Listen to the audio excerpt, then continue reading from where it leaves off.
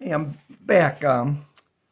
Hey, Patriots. Hey, I just walked over. I just put up the video that's live now or just went live. And I mentioned that I'm going to start reading this book that I bought a year ago. It's called Lives of the Signers. And I bought this with a couple other books. One of them was Wives of the Signer, the women who are married to signers of the Declaration. So David Barton is an American historian and a true patriot over at wallbuilders.com. A lot of stuff there, especially if you're homeschooling. A ton of information. So I happened to bring this book back, right? I've had it for a year. And I crack it open to start reading it. And inside of it's kind of this card stock, okay?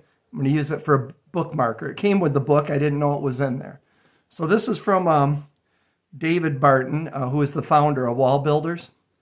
I read this, and it's just so profound, and I think everybody needs to hear this.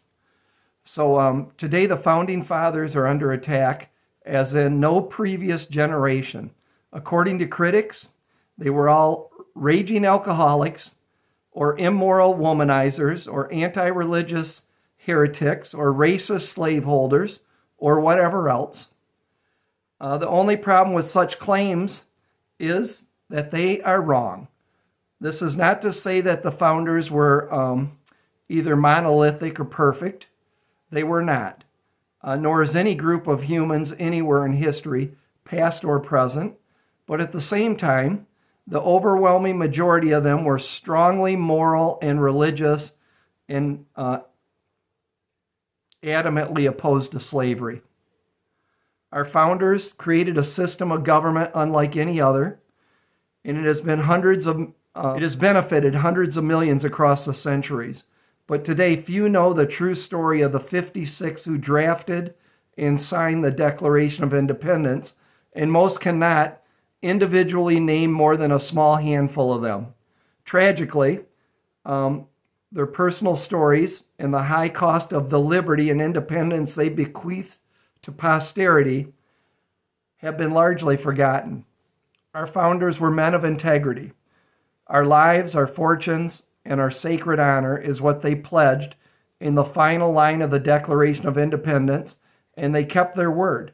There is not a single account of any of them trying to weasel out of their promise.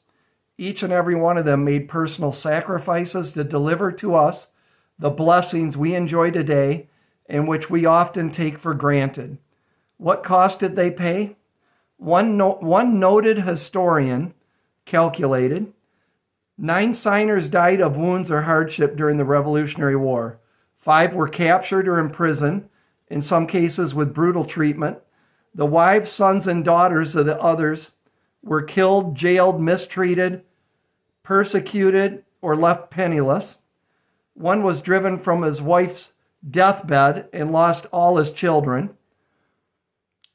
The houses of 12 signers were burned to the ground. 17 lost everything they owned. Every signer was proscribed as a traitor. Everyone was hunted. Most were driven into flight. Most were at one time or another barred from their families and homes. Most were offered immunity, freedom, rewards, their property, or their lives and release of loved ones to break their pledged word or to take the king's protection. Their fortunes were forfeited, but their honor was not. No signer defected or changed his stand throughout the darkest hours. Their honor, like the nation, remained intact.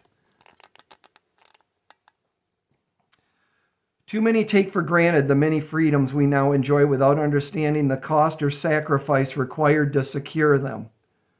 The founders foresaw that this might someday happen, and so John Adams admonished subsequent generations, "Posterity, you will never know how much it costs the present generation to preserve your freedom. I hope you will make good use of it.